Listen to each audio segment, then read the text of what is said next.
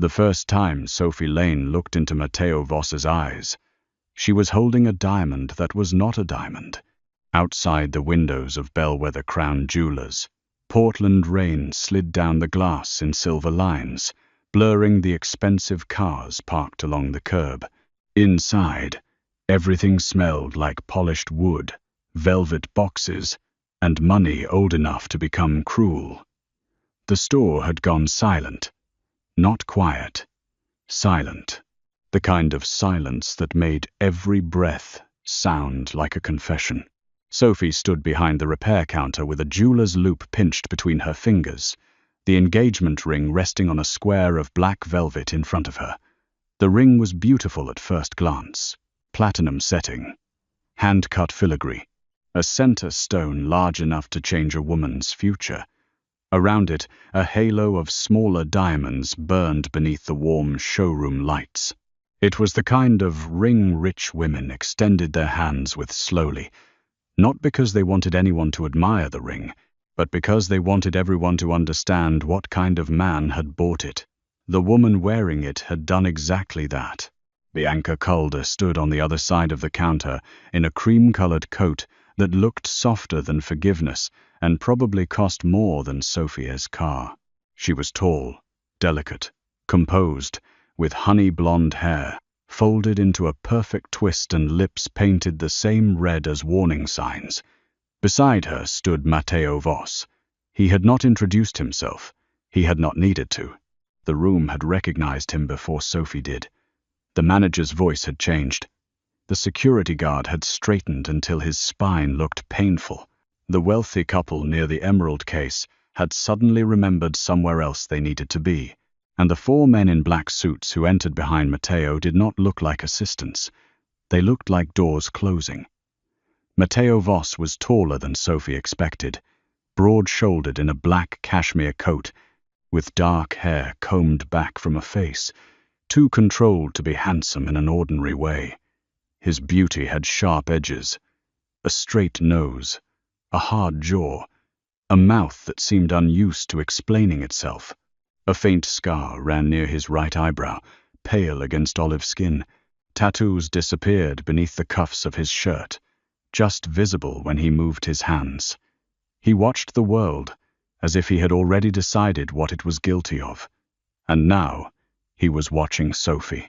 "Say it again," he said. His voice was quiet.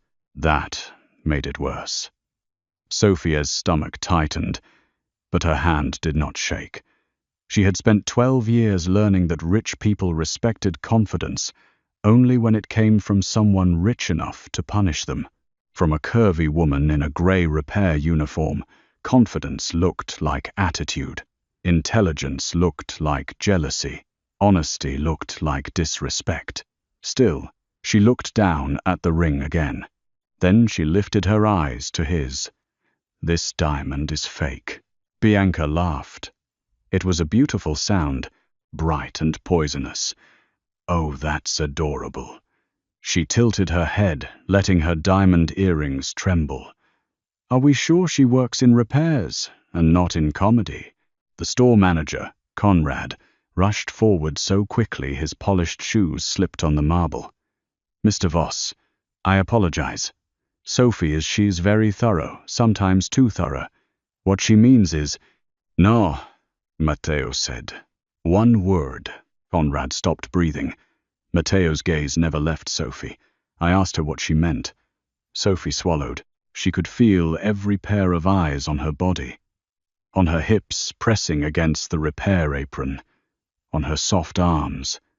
On the curve of her stomach beneath a plain white blouse. People like Bianca always knew how to make Sophie feel larger and smaller at the same time. But the stone did not care about beauty. The stone only told the truth. Sophie turned the ring carefully beneath the lamp. The setting is genuine, old platinum, custom work, probably from the 1920s. The side stones are natural diamonds, high clarity. But the center stone isn't natural. It's not even a high-quality lab diamond. Bianca's smile thinned. Sophie tapped the loop gently against the counter. "The refractive pattern is wrong." The inclusions are too clean in the wrong way. There's a faint doubling at the edge, and whoever reset it damaged one of the prongs, then polished over the mistake. Matteo's expression did not change, but something in the room did. His bodyguards looked at the ring, then at Bianca. Bianca's face stayed perfect, except for one thing. The color drained from her cheeks. For 1 second, just one, Sophie saw terror behind the polish. Then Bianca recovered. "You're re-embarrassing yourself," Bianca said softly. "Maybe you were used to repairing pawnshop chains and high school promise rings, but this is a Voss heirloom." Sophie's pulse jumped. Voss. She knew that name. Everyone in Portland who read between headlines knew that name.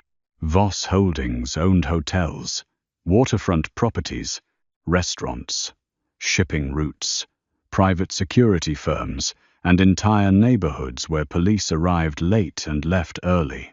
People whispered that Matteo Voss ruled the Northwest from a glass tower overlooking the Willamette River. They whispered that men disappeared after betraying him. They whispered that his engagement to Bianca Calder was not a romance but a treaty. 2 dangerous families, 1 diamond, 1 public announcement. 1 woman behind a repair counter, about to ruin all of it. Sophie should have apologized. She should have called herself mistaken. She should have handed the ring back and watched Bianca walk out with her beautiful fake smile and fake diamond. Instead, Sophie said, "The heirloom may be real. This stone isn't." Bianca's eyes sharpened. "You jealous little." "Careful," Matteo said. Bianca froze. The single word had not been loud, but it struck the room like a gunshot. Sophie looked at him then. Truly looked. There was no tenderness in his face. No embarrassment. No wounded pride. No fiancé's instinct to defend the woman beside him. There was only calculation. Cold. Precise. Dangerous. "Who had access to the ring?" Matteo asked. Bianca blinked. "Excuse me?" He turned his head slightly toward her. "Before today." Her lips parted. A faint sound came from behind Sophie. Conrad was sweating near the diamond case. "I had it delivered from the vault this morning," Bianca said. "Your people handled it. My people don't breathe near Voss property unless I allow it. Then perhaps your people may yo-wo. My people lose fingers before they lose diamonds." The air went colder. Sophie felt her own heartbeat in her throat. This was no longer about jewelry. This was about power. Bianca leaned closer to Matteo, lowering her voice, but the silence carried every word. "Darling, this is ridiculous. Are you really going to let some clerk humiliate me?" Matteo looked at Sophie. Is she lying? Sophie almost laughed, because the question was absurd. Not because she did not know the answer, because a man like him should not need confirmation from a woman like her. But he waited. He really waited. "No," Sophie said. "I'm not." Bianca's hand curled at her side. Then the front window exploded. Glass burst inward in a glittering wave. Screams tore through the showroom. Sophie saw people dive, saw Conrad hit the floor, saw the security guard reach for his holster too late. Before she could move, Matteo was over the counter. 1 second he was across from her. The next, he had Sophie against his chest, his body covering hers as shards rained across his black coat. His arm locked around her waist, hard and protective, forcing her down behind the repair counter. His other hand held a gun she had not seen him draw. The sound came again. A sharp crack from outside. A bullet punched through the velvet display behind them, scattering diamonds like stars across the floor. Sophie gasped. Matteo's hand tightened. "Don't move," he said against her ear. His voice was calm. That terrified her more than the gunfire. His bodyguards moved like shadows becoming violence. One dragged Bianca down behind a pillar. Another fired toward the broken window. A third slammed the door shut with his shoulder. Sophie smelled gunpowder, rain, and Matteo's cologne. Something dark, expensive, and clean. Her cheek was pressed against his shirt. Beneath the layers of wool and muscle, his heart was steady. Hers was trying to escape. Across the shattered showroom, Bianca was screaming, but Sophie did not miss the way Bianca clutched her hand to her chest, not in fear, to hide the ring. Matteo noticed too. His eyes followed the movement, then lowered to Sophie. For the first time his expression shifted, not warmth, not softness, interest, dangerous interest, because Sophie had seen the fake diamond, and now someone had tried to kill her for it. Before Matteo Voss walked into her life, Sophie Lane's world was small, precise, and quietly exhausting. She lived in a one-bedroom apartment above a closed laundromat in southeast Portland, where the radiator hissed like an old woman with secrets, and rain found its way through the window frame every November. She paid her bills late but in full. She bought groceries with coupons. She kept a jar of loose stones on her kitchen shelf because even flawed things deserved light. Most people thought she was just a repair clerk. They saw the gray uniform. They saw the soft body. They saw the name tag, Sophie. They did not see the woman who could identify a diamond by its fire beneath low light. They did not know her grandfather had been a bench jeweler who taught her to hold a stone like it had a pulse. They did not know she had spent her teenage years breathing dust from old gold chains in the back of pawn shops, learning the difference between real value and expensive lies. At Bellwether Crown, she repaired broken clasps for women who never said thank you, and resized rings for men who stared at her chest while asking if she was sure she knew what she was doing. She always knew. That was the problem. The world forgave beautiful women for being sharp. It expected women like Sophie to be grateful for being allowed in the room. But Matteo Voss had walked into that room, placed a dynasty on her counter, and asked her to tell the truth. Now the truth had teeth. Less than 20 minutes after the shooting, Sophie sat inside the back of a black SUV, wrapped in a cashmere coat that was not hers, with 2 armed men in the front seat and Matteo Voss beside her. Portland blurred outside the tinted windows, wet streets, neon signs, people hurrying beneath umbrellas, unaware that Sophie's old life had cracked open behind bulletproof glass. Her hands were clenched in her lap. A tiny cut crossed one knuckle where glass had kissed her skin. Matteo looked at it, not at her face, at the cut. "Give me your hand." "No." His eyes lifted. Sophie immediately regretted the word. Not because she wanted to obey him, because men like Matteo were not used to hearing no. One of the bodyguards glanced at the rearview mirror. Matteo did not. He simply held out a white handkerchief. Sophie stared at it. "I'm not bleeding badly. You're bleeding. I've had worse paper cuts. That doesn't make this one acceptable." She looked at him then, confused by the phrasing, acceptable, as if injuries required his permission. "I need to go home," she said. "You need to stay alive. I don't know anything. You know the ring is fake. So does everyone who was in the store." "No," Matteo said. "Everyone in that store heard you say it. Only one person proved it." The SUV turned sharply. Sophie grabbed the door handle. "Where are you taking me?" "Somewhere my enemies can't reach you." "Your enemies?" A bitter laugh escaped her. "I met you half an hour ago, and now someone wants you dead." "I didn't ask for that. No one ever does." The quiet answer caught her off guard. For a moment, the hard line of his face changed, not softened, exactly, but shadowed. Then it was gone. Sophie looked away. On his left hand, a black signet ring caught the dim light. Voss family crest, a raven holding a key, the kind of symbol men killed for. "You should be with your fiancée," Sophie said. Matteo's gaze moved to the rain-streaked window. "Bianca is safe. You sound disappointed." His mouth barely moved. "You notice too much.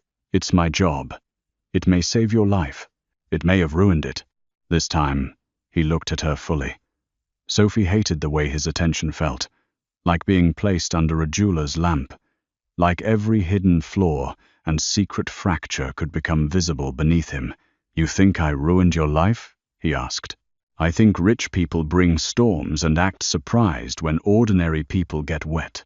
A flicker crossed his eyes, almost amusement. "Almost ordinary," he repeated. "Yes. There is nothing ordinary about a woman who tells a Mafia boss his fiancée is wearing a fake diamond." Sophie's breath caught. There it was. The word nobody in the store had said aloud. Mafia. Matteo leaned closer, just enough that the air between them changed. "You should be afraid of me." "Sophie Lane." "I am." "Good." Her throat tightened. His gaze dropped to her mouth for a fraction of a second, then returned to her eyes. "But you told the truth anyway." The SUV entered an underground garage beneath a black glass tower on the waterfront. The doors closed behind them with a heavy metallic groan. Sophie realized then that she was not being escorted. She was being contained. Matteo's penthouse looked like a museum designed by a lonely king. The elevator opened directly into a vast room of dark stone floors, floor-to-ceiling windows, and low amber lighting. Beyond the glass, Portland shimmered in the rain. The river below was black and restless. Bridges glowed through mist like something half-remembered. Everything was expensive. Nothing looked lived in. Sophie stood near the entrance, clutching Matteo's coat around her shoulders, while his men moved silently behind her. One brought a medical kit. Another placed the engagement ring, sealed in a plastic evidence pouch, onto the marble island. Matteo removed his coat. There was blood on his sleeve. Sophie stiffened. Not a lot. A dark smear near his forearm where glass had cut through the fabric. He noticed her looking. "It isn't yours," he said. "That doesn't make it better." He paused, as if no one had ever said that to him. Then he rolled up his sleeve. The cut was shallow but jagged. Beneath the torn fabric, Sophie saw ink winding over his forearm ravens, thorns, a woman's eye, Latin words half hidden by muscle. One of his men stepped forward with gauze. Matteo waved him off. His eyes found Sophie. "Can you clean a wound?" Sophie stared at him. "I repair jewelry, not men." "Same principle. Steady hands. You have bodyguards." "I asked you." The room seemed to tighten around them. Sophie should have refused. Instead, she took the antiseptic from the kit and stepped closer. She told herself it was practical. He had shielded her from glass. Her basic human response was not emotional surrender. It was decency. Still, when her fingers touched his arm, his skin was warm. Too warm. He watched her face while she cleaned the cut. Not the wound. Her face. "You're angry," he said. "I was shot at during work." "You weren't shot." Comforting. His mouth almost curved. "Almost. You have a smart mouth for someone in my home. You have a dramatic home for someone pretending this is normal." One of the bodyguards made the mistake of coughing to hide a laugh. Matteo's eyes shifted. The man went pale. Sophie pressed gauze over the cut harder than necessary. Matteo looked back at her. "Careful. You said steady hands, not gentle ones." For the first time, he did smile. It was small, dangerous, gone quickly. Sophie's stomach betrayed her with a strange, unwelcome warmth. No, absolutely not. This man was dangerous, powerful, engaged, surrounded by weapons and secrets. He was not a romantic possibility. He was not even a safe room to stand in. He was a locked door with blood on the handle. She finished wrapping the bandage and stepped back. "There." Matteo flexed his hand once. "Thank you." The words sounded foreign in his mouth. Before Sophie could answer, an older man entered the room. He was in his 60s, silver-haired, elegant, with the relaxed posture of someone who had survived enough violence to stop flinching. "Matteo," he said. Bianca is at the Calder house. Her father is demanding answers. Matteo's expression shut down. Let him demand. The older man's eyes moved to Sophie. And this is the woman who identified the fake. Sophie lifted her chin. The older man studied her the way appraisers studied stones, searching for weakness. I am Enzo Voss, he said. Matteo's uncle. His smile was courteous. His eyes were not. You have caused quite a problem, Miss Lane. No, Sophie said. Whoever swapped that diamond caused the problem. Enzo's smile faded. Matteo looked at Sophie again. That look. As if she had become more interesting against his will. Enzo folded his hands. This matter concerns two families with long memories.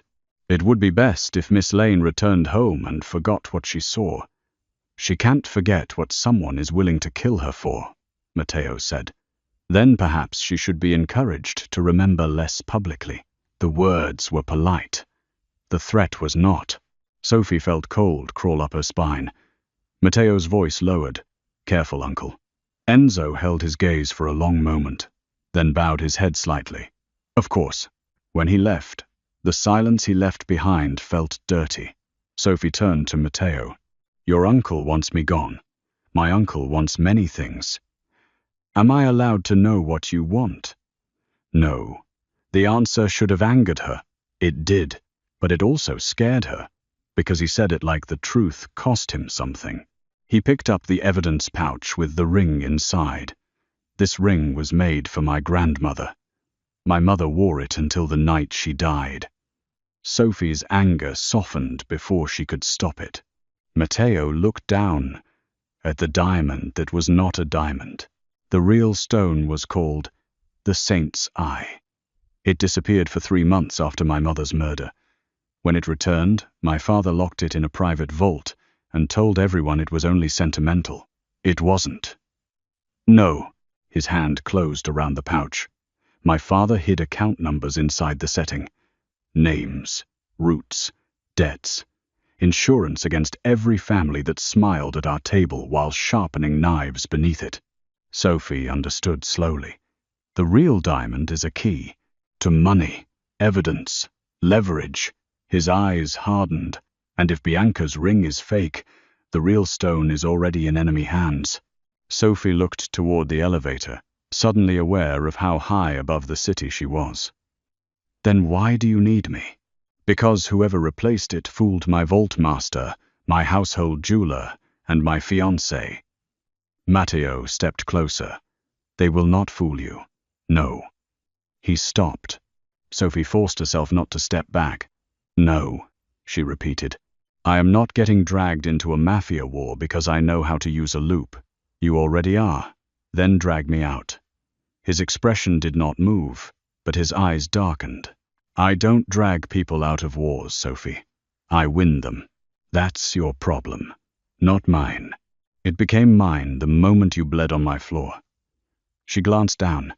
A tiny drop of blood had fallen from her cut knuckle onto the marble. Matteo saw it too. His jaw tightened. Sophie wrapped her hand in the edge of his coat, suddenly furious that her body would show vulnerability when her voice was trying not to. I want to go home, she said, and I want to know who betrayed me. Then we both get to be disappointed. For a long moment, they stared at each other. Then Matteo said, Take her home. Sophie blinked. The victory did not feel like victory. Matteo turned away before she could read his face, but put 2 men outside her building. Sophie's breath caught.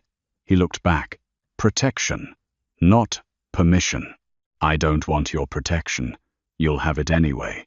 Because you care. His eyes went cold again. Because you are evidence. The words hit harder than they should have. Evidence. Not a woman. Not a person. A thing to be preserved until useful. Sophie lifted her chin and handed him back his coat. Then preserve this. She walked to the elevator without looking back. But as the doors closed, she saw him watching her. Not like evidence. Like a man trying to convince himself that was all she was. By morning, Sophie's life had been destroyed in 6 different ways. The jewelry store fired her by email before sunrise. The official reason was failure to maintain client confidentiality during a sensitive transaction. The unofficial reason arrived 20 minutes later, when paparazzi photos appeared online of Sophie being led into Matteo Voss' SUV wrapped in his coat. The headlines were merciless. Mafia heir's engagement explodes after curvy Clark's scandal. Who is the mystery woman seen leaving with Matteo Voss? Bianca called her humiliated by jewelry store employee. By noon, strangers were calling Sophie a homewrecker. By 2, someone had spray-painted gold digger across the laundromat door beneath her apartment. By 3, an unmarked black SUV sat across the street. Sophie stood behind her curtain, watching rain bead on its hood. 2 men sat inside. Matteo's men, probably, or someone else. That was the problem with entering a world of shadows. After a while, every shadow looked armed. Her phone buzzed. Unknown number. She ignored it. It buzzed again. Then again. Finally, she answered. Matteo's voice filled her ear. Stay away from the windows. Sophie's fingers tightened around the phone. Are you spying on me? I have men. Outside. I noticed. Then why are you standing in front of a window? Because I enjoy terrifying billionaires with poor security boundaries. I'm not a billionaire. That's what offended you. A pause. Then, quietly, someone leaked your address. Sophie stopped breathing. Matteo continued. The paint on the door was a warning. Not from me. Her anger faltered, replaced by something colder. How do you know? Because if I wanted to threaten you, Sophie, you wouldn't have to wonder. She hated that she believed him, comforting again. You need to leave the apartment. No, Sophie. There was something in the way he said her name that made it feel less like a word and more like a hand closing around a wrist. She lowered her voice. This is my home. It is exposed. It is mine. Silence. Then he said, pack a bag. I said no, and I heard you. For some reason, that scared her more than if he had argued. Then why do I feel like you were still going to get your way? Because someone is walking up your stairs. The blood left her face. A creak sounded outside her door. Sophie turned slowly. Another creak. Her apartment was old. The stairs complained under everyone. But this was different. Slow. Careful. The phone pressed against Sophie's ear. Matteo's voice changed. Go to the bathroom. Lock the door. Now. Sophie moved. Not because she trusted him, because she heard metal touch her lock. She ran to the bathroom and locked herself inside just as her apartment door clicked open. Her breath shattered. Through the thin wall, she heard footsteps. 1 pair. Then another. Her tiny apartment filled with strangers. Drawers opened. A chair scraped. Glass broke in the kitchen. Sophie, Matteo said through the phone, quiet and lethal. Do not make a sound. She covered her mouth with her hand. Someone walked past the bathroom door. Stopped. The knob turned. Once. Twice. A man's voice muttered, in here. The door shook. Sophie backed against the sink, eyes burning. Then the apartment exploded with sound. Shouting. A body hitting the wall. Gunmetal clicking. Matteo's voice. No longer through the phone but outside the bathroom door. Open it. Sophie froze. Sophie, he said. Lower now. It's me. Her hands shook so badly she could barely turn the lock. When she opened the door, Matteo stood there in a black suit, rain on his shoulders, fury carved into every line of his face. Behind him, one of his men held a bleeding intruder against the floor. Another searched the closet. Her belongings were scattered everywhere. Her grandmother's jewelry tools lay spilled like bones across the kitchen table. Sophie stared. Then Matteo stepped in front of her, blocking the view. Too late. She had already seen the photographs. Dozens of them, pinned to the wall beside her bookshelf. Photos of Sophie leaving work. Sophie buying groceries. Sophie standing at the bus stop. Sophie asleep through her bedroom window. Her stomach turned. Matteo saw her face change and followed her gaze. For one horrifying second, he looked as stunned as she felt. Then the room went colder than winter. His voice became almost gentle. "Who put those there?" The man on the floor spat blood onto Sophie's rug and smiled. "Ask your bride." Matteo went still. Sophie looked at him. His fiancée, Bianca, the woman whose diamond was fake. The woman whose face had gone pale. The woman who had called Sophie jealous in front of everyone. Matteo crouched in front of the intruder. "Tell me why Bianca Calder is watching Sophie Lane." The man said nothing. Matteo leaned closer. Sophie did not see what he did. She only saw the intruder's smile vanish. A minute later, Matteo stood. "Take him downstairs." His men dragged the man out. Sophie was shaking now, not with fear alone, but with violation. Her home had been touched. Her private life had been turned into evidence. Matteo approached carefully, too carefully, as if she was something wounded that might bite. "Sophie, don't." He stopped. Her eyes burned. "You said I was evidence. Congratulations. Someone filed me on a wall." His face tightened. "I didn't know. Am I supposed to believe that?" "Yes." "Why?" His jaw flexed. "Because if I had been watching you, I would have done a better job keeping them away."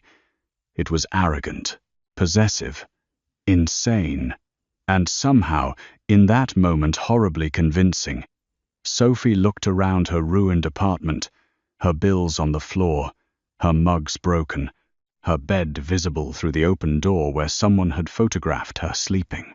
She wrapped her arms around herself. Matteo's hand lifted, almost touched her shoulder, stopped. His restraint hurt more than contact would have. "You need to come with me," he said. "This time." Sophie did not say no. The safe house was not a house. It was a fortress on the Oregon coast, all black cedar, glass walls, and stormlight, perched above cliffs where the Pacific beat itself white against the rocks. Matteo brought Sophie there before nightfall. He did not ask permission. He also did not touch her unless he had to. That contradiction became a quiet torture. He controlled the roads, the guards, the phones, the locks. But when Sophie stepped out of the SUV, shaken and furious, he only stood beside her in the wind and waited. The ocean roared below them. "You're safe here," he said. Sophie looked at the house. People always say that before something terrible happens. His eyes moved over her face. "Then I'll say something else." "What?" "No one gets to you unless they go through me." It should not have comforted her. It did. Inside, Matteo gave her the west bedroom, a phone with only 3 numbers programmed into it, and a velvet case filled with Voss family jewelry. Sophie stared at the case on the bed. "You brought me here to work. I brought you here to live. And work. And work," he admitted. She almost smiled. Almost. For 3 days, the storm trapped them inside the cliffside house. Rain struck the glass so hard it sounded like applause from ghosts. The sky stayed gray. The ocean stayed angry. Guards moved outside in dark coats while Sophie sat beneath warm lamps, examining Voss heirlooms one by one. Necklaces, cufflinks, brooches, a ruby bracelet, a sapphire crucifix, a gold locket containing a woman's photograph so faded Sophie could barely see her smile. Matteo's mother. Sophie knew without asking. Matteo worked across the room, taking calls in low Italian, issuing orders that made men on the other end fall silent. Sometimes he watched Sophie when he thought she did not notice. She always noticed. "What?" she asked on the second night, without looking up. "You talk to stones." Sophie froze. "I do not." "You do. I inspect them." "You apologized to that emerald. It had been badly recut." "That sounds like an apology." She glanced up. Matteo stood near the fireplace, sleeves rolled to his forearms, tattoos visible, whiskey untouched in his hand. He looked less like a king here, and more like a man haunting his own life. "I don't like seeing valuable things damaged by careless people," Sophie said. His gaze held hers. "Neither do I." The air changed. Sophie looked down quickly. "You can say things like that." "Why?" "Because you're re-engaged." "No." Her hand stilled. He set the glass down. "I am contracted. That's a beautiful distinction for ugly behavior." His mouth tightened. "There is no love between Bianca and me, but there is a ring, a fake one, that you gave her. That was placed on her hand for a photograph 3 hours before the announcement." Sophie looked up slowly. Matteo's face revealed nothing, but his eyes did. Not guilt, contempt. "You never proposed." "No." "Does she know that?" "She knows exactly what this is." Sophie should have felt relieved. Instead, the information made everything more dangerous, because if Matteo was not a cheating man, then the thing growing between them had fewer walls to hide behind. She turned back to the ruby bracelet. "That doesn't change anything. It changes some things." "No," she said firmly. "It doesn't." He crossed the room slowly. Sophie's pulse changed with every step. Matteo stopped beside her chair, close enough that she could see a faint scratch near his wrist from the jewelry store glass. "You afraid of me?" "Yes, but not only afraid." Her breath caught. He leaned one hand on the table, close to hers but not touching. "Sophie." The sound of her name in his voice felt like a door being locked from the inside. She stood too fast, the chair scraping behind her. "Don't do that." "What?" "Act like I'm something you've decided to want." His expression darkened. "Decided?" he repeated softly. "Yes. Men like you don't feel. You acquire." For a moment he said nothing. Then he stepped back. The distance felt like punishment. "You rewrite," he said. The words landed coldly. Sophia's throat tightened. "I acquire," Matteo continued, "territory, loyalty, debt, and silence. But I do not acquire people who look at me the way you do. How do I look at you? Like you see the monster and still expect the man to answer." Sophie had no defense for that. The storm struck the windows. Somewhere outside, thunder rolled over the ocean. Then Matteo's phone rang. Whatever had been between them vanished. He answered, listened. His face changed. "Where?" he asked. A pause. Then, "Bring him to me." He ended the call. Sophie's heart kicked. What happened? Our man in the Calder house found a private account tied to the missing diamond. Bianca. Not only Bianca. His gaze met hers. My uncle. Enzo. The polite smile. The courteous threat. Sophie felt cold. Matteo looked toward the black ocean. "And there's more." "What?" He hesitated. That scared her. "Bianca has a child." Sophie blinked. "A child?" "A son. 4 years old. Hidden in a house outside Astoria." "Yours?" His eyes cut to hers. "No." The single word was quiet, but absolute. Sophie understood the shape of it then.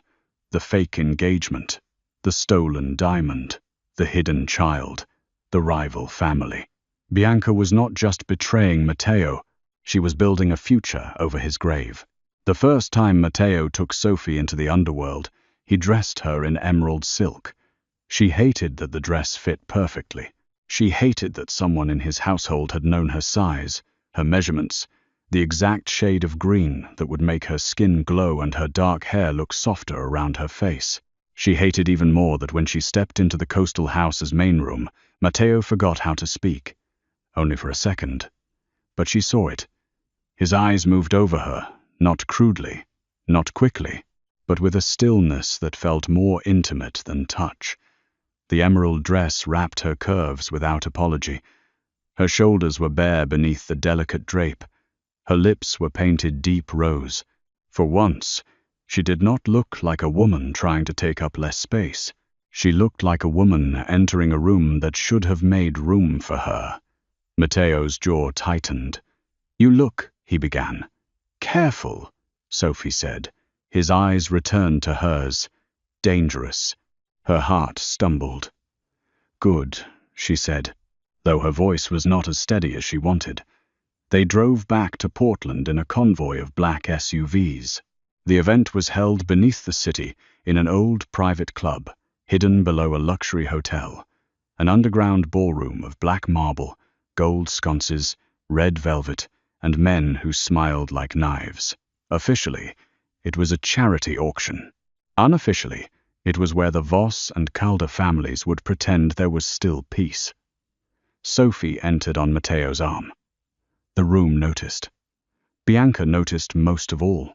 She stood near a champagne tower in a white satin gown, every inch the wounded fiancé. Cameras flashed at her side. Her father, Victor Calder, stood behind her, silver-bearded and cold-eyed. Enzo Voss stood nearby, speaking softly to a judge Sophie recognized from television. When Bianca saw Sophie, her smile became a blade.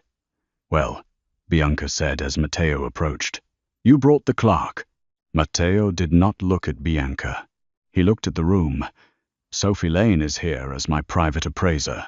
The title moved through the crowd like smoke. Private appraiser, not mistress, not scandal, not accident. A role, protection disguised as status. Sophie felt the shift immediately. People who had looked at her with contempt now looked with caution. Bianca stepped closer. "That dress is brave." Sophie smiled gently. So was wearing a fake diamond in public.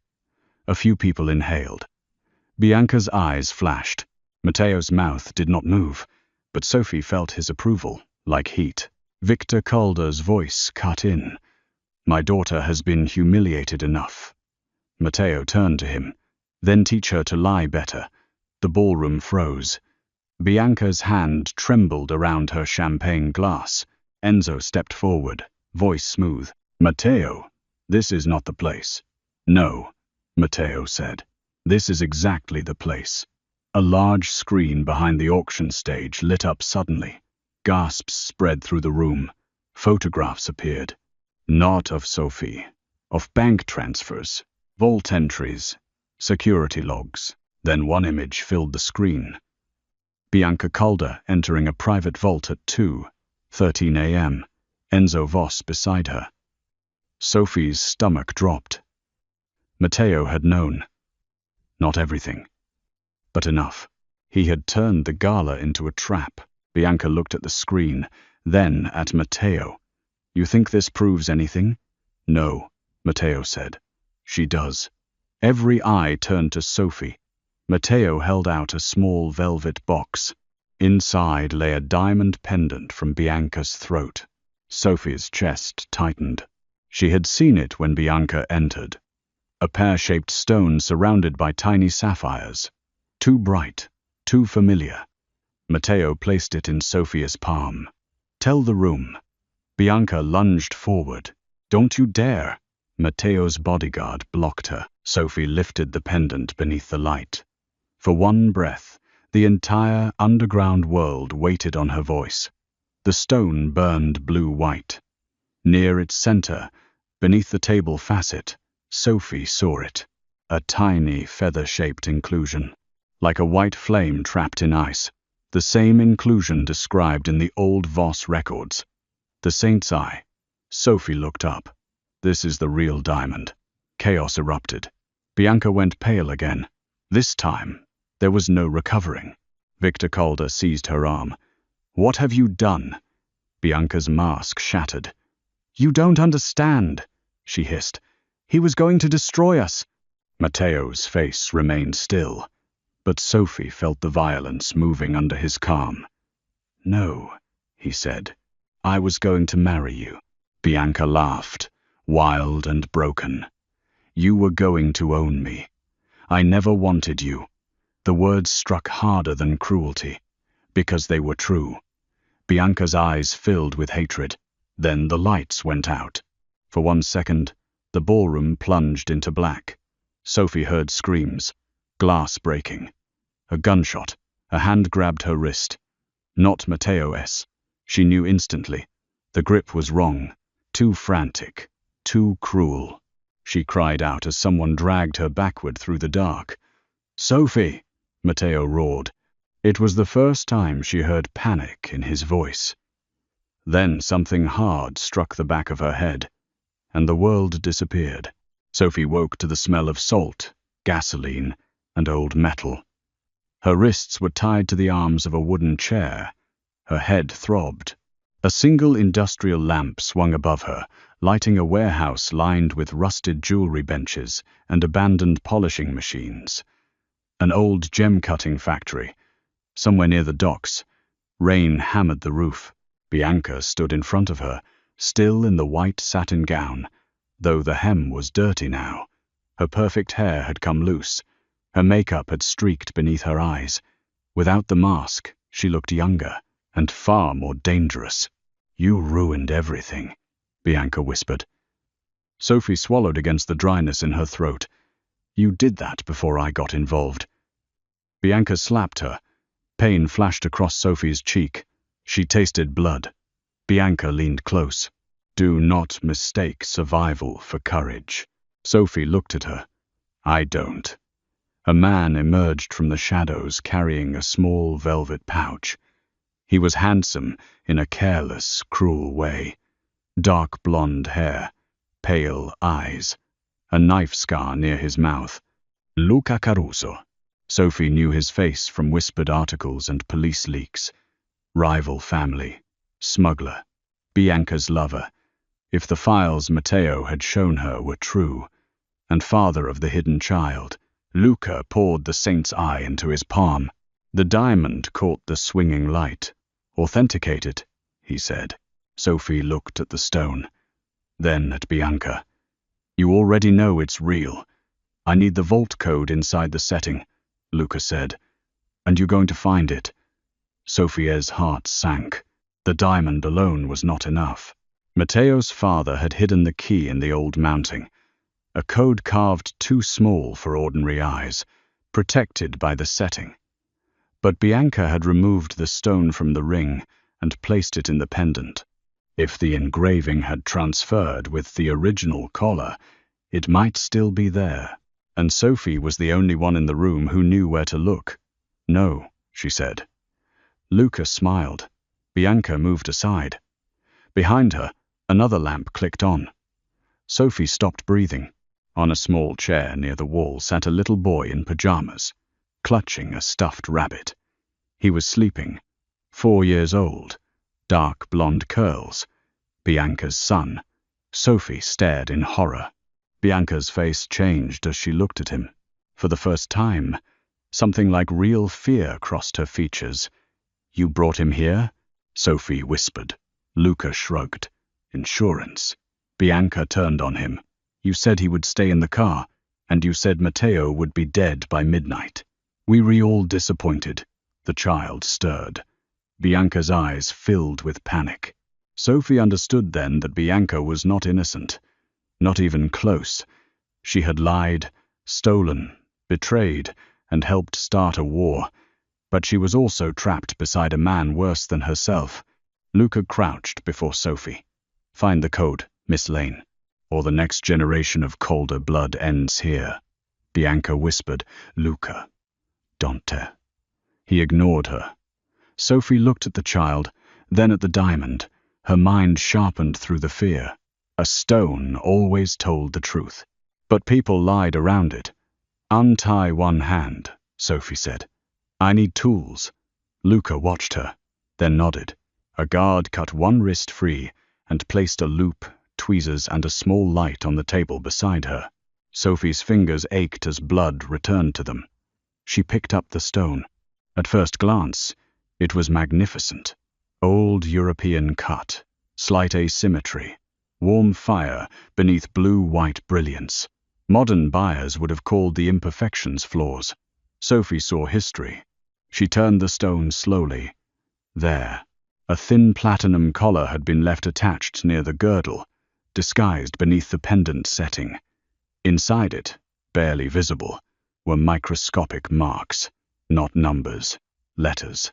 Sophie's pulse jumped, but she did not read them aloud. Instead, she frowned. "What?" Luca snapped. "This isn't the real Saint's Eye." Bianca's head jerked up. Luca's smile vanished. Sophie kept her face calm. "It's close. Very close. But the girdle thickness is wrong. The inclusion pattern is similar, but not identical." Luca ripped the diamond from her hand and shoved it beneath the light. "You're lying." "Yes," Sophie said. The room froze. She looked directly at him. "But now you're wondering why." Luca backhanded her hard enough to knock the chair sideways. Pain exploded through her shoulder as she hit the concrete. The little boy woke and started crying. Bianca screamed his name. In the chaos, Sophie curled her freed hand beneath her body and did the only thing she could. She slid the tiny platinum collar off the diamond. It cut into her fingertip. She closed it inside her fist. Luca grabbed her hair and hauled her upright. "Read the code." Sophie smiled through tears. "I can't." "Why?" "Because you just broke the setting." His face twisted. Then, gunfire erupted outside. Not random, controlled, approaching. Luca looked toward the warehouse doors. Bianca whispered, "Matteo." The name moved through the room like judgment. The first door blew inward. Matteo Voss entered through smoke and rain in a black coat, gun in hand, face carved from fury. He did not look at Luca. He did not look at Bianca. He looked for Sophie. When he saw her tied to the chair, blood at her lip, one wrist raw from rope, something in him changed. Not broke, released. The men around Luca raised their weapons. Matteo's voice was quiet. "Anyone pointing a gun at her dies first." Some men hesitated. That was enough. Matteo's guards came in from both sides. The warehouse became motion, shouting, bodies slamming into metal benches, muzzle flashes lighting the rain-black windows. Sophie tried to twist free, her fist still closed around the platinum collar. Luca grabbed Bianca's son and pressed a gun near the child's head. Everyone stopped. Bianca made a broken sound. Matteo's gun remained steady, but his eyes shifted to the little boy. Not coldly, carefully. That mattered. "Let him go," Matteo said. Luca laughed. "You always wanted an heir, didn't you? Here's one. Not yours. But Bianca planned to make him yours after you were dead." Bianca sobbed. "Matteo, quiet." Luca snarled. Sophie watched Matteo's face. The humiliation was public now. The betrayal, complete. His fiancée had stolen from him, plotted with his uncle, loved his enemy, hidden a child meant to inherit his empire after his murder. Any other man in that world might have burned the room down. Matteo looked only at the child. "His name?" he asked Bianca. She trembled. "Nico." Matteo lowered his gun. Luca smiled. Sophie's heart stopped. Then Matteo said, "Nico, close your eyes." The boy obeyed, crying. Matteo moved so fast Sophie barely saw it. A shot cracked from the catwalk above. One of Matteo's men. Luca's gun flew from his hand as he screamed and stumbled back. Matteo crossed the distance and struck him hard enough to drive him into the concrete. The room erupted again. Bianca ran to her son and pulled him into her arms. Sophie fought the rope around her remaining wrist. Matteo was there before she could free herself. He cut the rope with a knife and caught her as she sagged forward. For one breath, she was against him again. Like the jewelry store, like the beginning of everything. But this time, his hand shook. Just slightly. Only she could feel it. "Sophie," he said, voice rough. "Look at me." She did. His face was still controlled, but his eyes were not. There was fear in them. Real fear. Not of death, of losing her. I'm okay, she whispered. You are not. No. She opened her bloody fist and dropped the platinum collar into his palm. But I got your code. Matteo stared at the tiny piece of metal, then at her. Something devastated moved across his face. You should have waited for me. Sophie laughed weakly. You're welcome. He touched her cheek with the back of his fingers, so carefully it almost hurt. I am going to spend the rest of my life furious that you are brave. Her throat tightened. Don't make promises during shootouts. It's over. Behind him, Bianca sat on the concrete, holding her son and crying silently. Enzo Voss was dragged in through the side door by two of Matteo's men, his silver hair wet from rain, his face pale with defeat. Matteo stood slowly. The man who had touched Sophie's cheek vanished. The ruler returned. Enzo lifted his chin. You would destroy your own blood over a clerk. Matteo stepped toward him. The warehouse went quiet. She has a name. Enzo's eyes flicked to Sophie. Matteo's voice lowered. And you will never say clerk again, like it means less than queen. Sophie's breath caught. Enzo tried to smile. This is weakness. No, Matteo said. This is the first honest thing this family has had in years. He turned to his men. Take him. Enzo's face twisted. Matteo, you sold my mother's ring. You sold my peace. You sold a child to a man who would use him as a shield. Matteo's eyes hardened. You are not family. Enzo was dragged away, shouting curses that disappeared beneath the rain. Bianca looked up, trembling. Matteo turned to her. For a long moment, Sophie did not know what he would do. Neither did Bianca. That was the terror of him. He walked over slowly and crouched before the child, not the mother. Nico looked at him with wet eyes. Matteo removed the black signet ring from his own hand and placed it on the floor between them. You will not remember me as the man who punished you for your parents' sins, he said quietly. Bianca broke down. Matteo stood and looked at her. Take your son and disappear. Her lips parted. You letting me live? No, he said. I'm letting him live without watching his mother die. Bianca stared at him. Then at Sophie. Something like shame crossed her face. Not enough to redeem her, but enough to make her human. I hated you, Bianca whispered to Sophie, because he looked at you once like he had never looked at me. Sophie said nothing. Bianca held her son tighter. And because you told the truth when everyone else was paid not to. Matteo turned away. Get them out. As Bianca was escorted through the rain, Sophie watched her vanish into the grey morning with the child in her arms. The war was not over. But something had ended. A contract. A fake diamond pretending to be forever. Sophie spent 2 nights in a private hospital suite that looked more like a luxury hotel room than a place for recovery. Matteo stayed outside her door the first night. Not inside. Outside. Sophie discovered this at 3:17 a.m. when she woke from a nightmare and opened the door barefoot.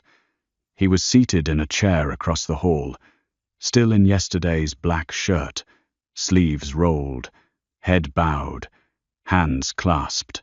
2 guards stood at the end of the corridor. Matteo looked up immediately.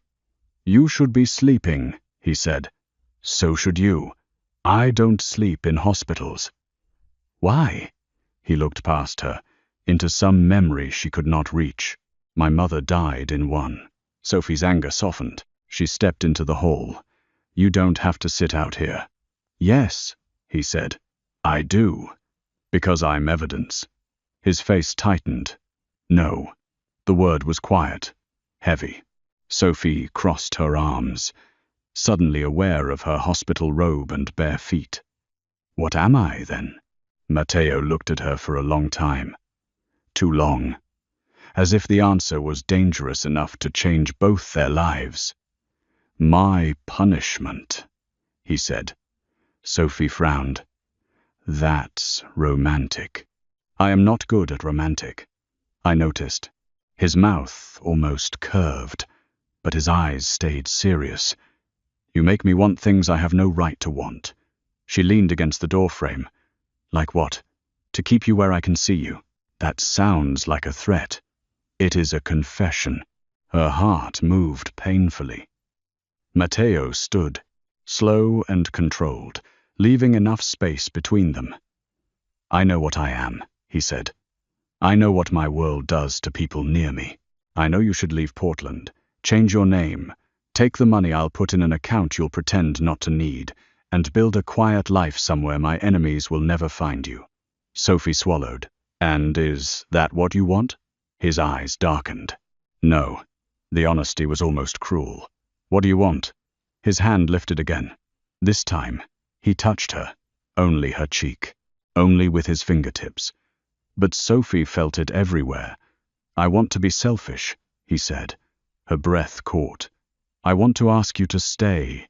I want to put guards at every door and diamonds on every finger, and make every man, who ever made you feel small, lower his eyes when you enter a room." His voice roughened. "I want to learn what you eat when you re-sad, what songs you hate, why you apologize to damaged emeralds, and what your laugh sounds like when you forget to protect yourself." Sophia's eyes burned. "That's too much." "I know. You can't own me, Matteo." His hand fell away. "No." The answer surprised her. He looked down, then back at her. "But I can belong to you." The hallway went silent. Sophie felt the words like a key turning. "You don't know how to belong to anyone," she whispered. "No," he said, "but I know how to learn from the only woman who ever told me the truth when lying would have saved her." For a moment, neither of them moved. Then footsteps sounded at the end of the corridor. The doctor. The moment broke. Sophie stepped back into the room, heart pounding. Matteo did not follow. That restraint, the fact that he could have crossed every boundary and chose not to, was the thing that finally frightened her most, because it made him harder to hate.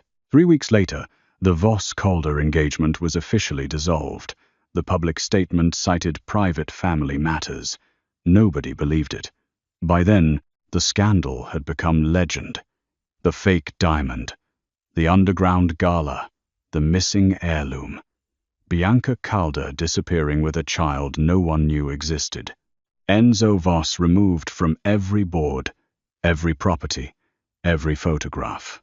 And Sophie Lane, the curvy jewelry clerk who had exposed the lie. People who had mocked her online now called her brave. Stores that had rejected her applications suddenly wanted interviews. Bellwether Crown sent flowers. Sophie threw them away. Matteo did not send flowers.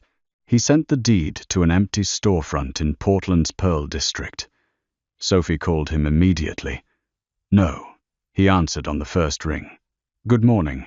"No, you haven't heard the proposal. I saw the deed. It's a storefront. It's a building. It has poor lighting and a terrible security system. Both can be fixed." "Matteo." "Sophie, I am not accepting a building. You said men like me acquire. I am trying not to acquire. I am offering. You are offering commercial real estate." "Yes. That is not normal. I'm aware." She pressed her fingers to her forehead. "Why?" His voice changed slightly. "Because Bellwether fired you for telling the truth. Because you are too skilled to repair other people's lies from a back counter. Because Portland should have one honest jeweler." Sophie closed her eyes. Her chest hurt. "You can't buy me a dream." "No," he said, "but I can open the door and let you decide whether to walk in." That was the problem with Matteo Voss.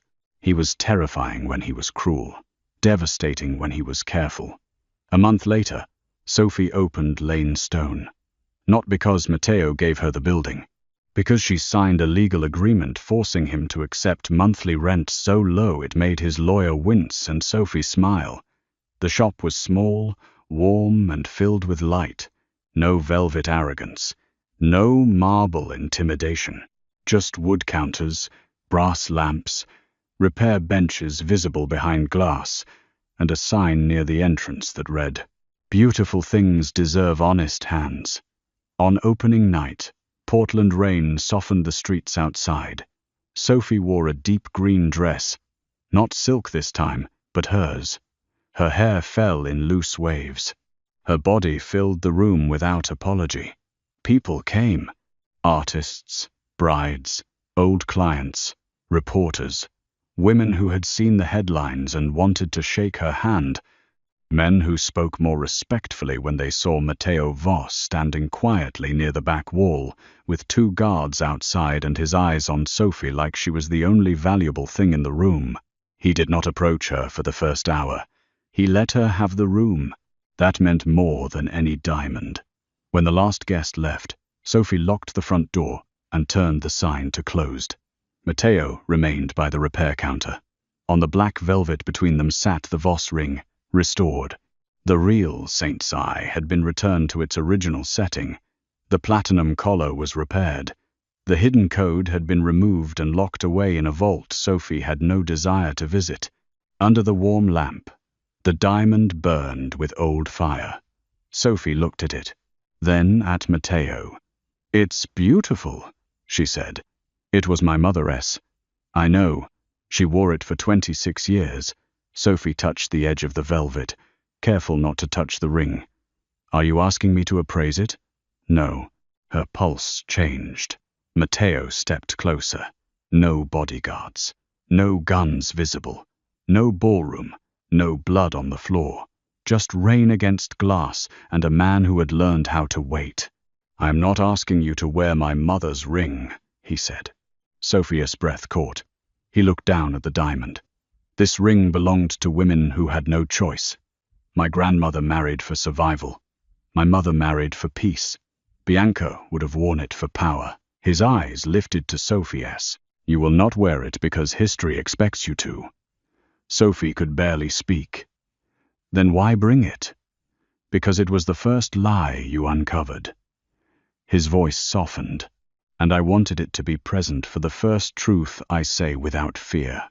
The room seemed to hold its breath. Matteo reached into his coat and took out a smaller box.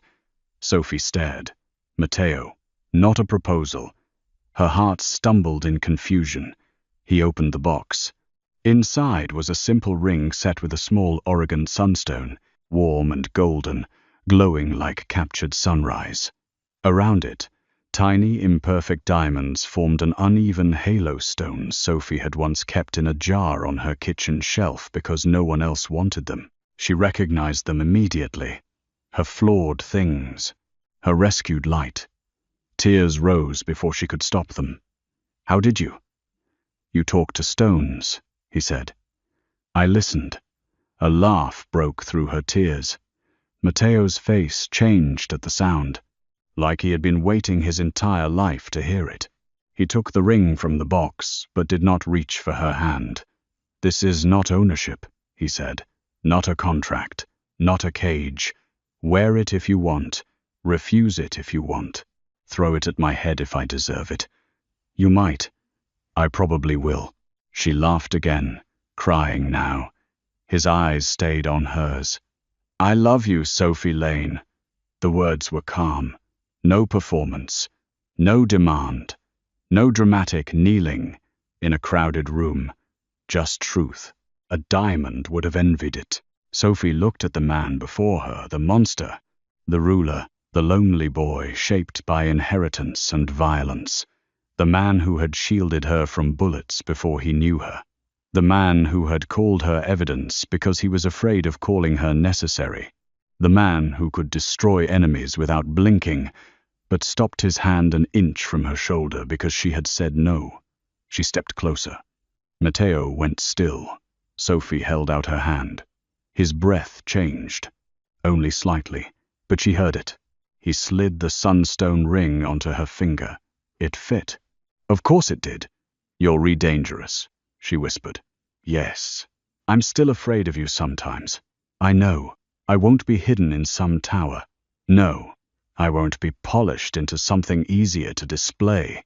His eyes darkened with something like reverence. "Never. And if you ever call me evidence again, I'll sell your family diamonds at a discount." A slow smile touched his mouth.